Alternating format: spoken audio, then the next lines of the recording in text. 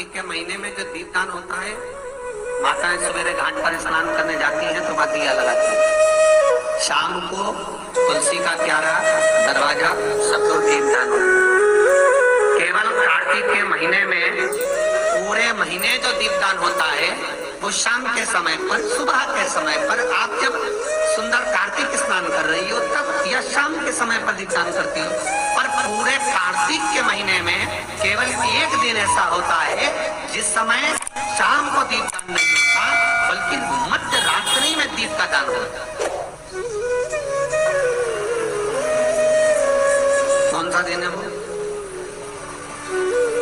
पूरे कार्तिक के महीने में केवल एक दिन ऐसा होता है जिस दिन मध्य रात्रि में दीपदान होता है। ना सुबह ना शाम। आज सुबह शाम आप तुलसी जी को लगा रहे हो अपनी जगह पर तुम अगर कार्तिक के महत्तम का स्मरण कर रहे हो, कार्तिक का स्नान कर रही हो, कार्तिक नहा रहे हो, या कार्तिक का व्रत कर रहे हो, या पंचवीगन का व्रत कर रहे हो, या भीष्म पंचक का व्रत कर रहे हो,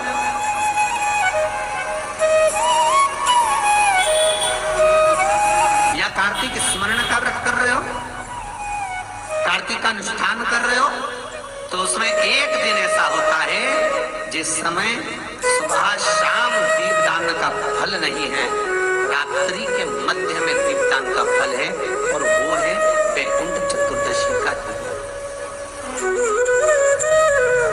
पूरे कार्तिक के महीने में केवल एक ही दिन रहता है जिस दिन शाम के दीपदान का फल नहीं है, मध्य रात्रि के दीपदान का फल है। दीपावली पर जो दिए लगाए वो 11 दिए, 21 दिए, 5 दिए, 7 दिए, ऐसे लगाए जाते। एकादशी के दिन जो दीपदान करा उसमें 11 दिए, 7 दिए, 21 दिए, ऐसा दीपदान होता। वैकुंठ चतुर्दशी का जो दिन है महाराज, इस दिन रात्रि को 11 बजे से लेकर 12:30 के बीच में दीपदान होता है, और 14 दिए का दान। इसमें 14 दिन निवेदन है आप सबसे कि प्रयास करना कि घर के बाहर आप एक दीप, जहां पर आपका जलाशय है, पानी का स्थान है, वहां रख दें, और एक दीप तुलसी के क्यारे के पास रखें, बाकी के दीप आप घर के बाहर लगा। 14 दिन। वैकुंठ चतुर्दशी हरिहर मिलन का दिन है। वैकुंठ चतुर्दशी के दिन भगवान विष्णु और भगवान शंकर, इन दोनों का गुणगान गाना चाहिए, दोनों का दोनों का मंत्र जाप करना चाहिए, दोनों का।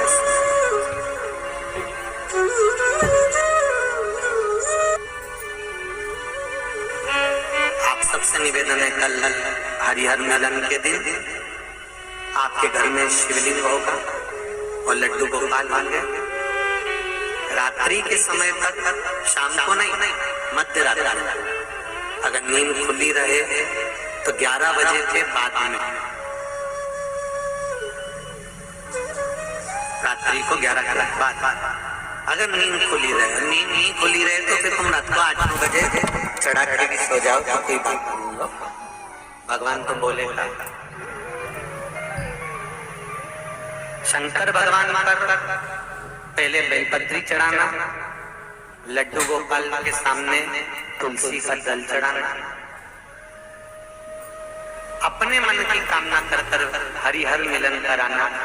थोड़ी देर तक या तो सवेरे के समय ही चढ़ा दो, दिन भर चढ़े रहने दो, रात्रि के समय पर जब फ्री हो जाओ तब घी का दिया लगाकर बेलपत्री उठाना, वो उठाकर भगवान शालिग्राम जी पर या लड्डू गोपाल पर या मेरे कृष्ण पर या नारायण पर या भगवान विष्णु पर, जो भी तुम्हारे यहाँ मूर्ति हो लड्डू गोपाल की आदि की, उन पे चढ़ा देना, और भगवान की तुलसी उठाकर अपनी कामना कर कर मेरे देवाधिदेव महादेव के शिवलिंग पर चढ़ा देना।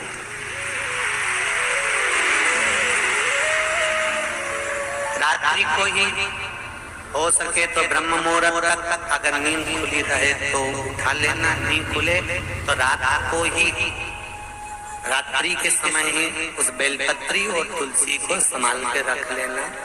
वही बेलपत्री तुलसी विद्या के लिए, और जो बच्चा माइंड से तकलीफ में रहता है, जो बच्चा पलंग पर गंदगी करता हो, या जिसका विवेक बुद्धि स्थिर नहीं रहती हो, उसके लिए ये बेलपत्री और तुलसी हमेशा कार्य। कल वही चतुर्दशी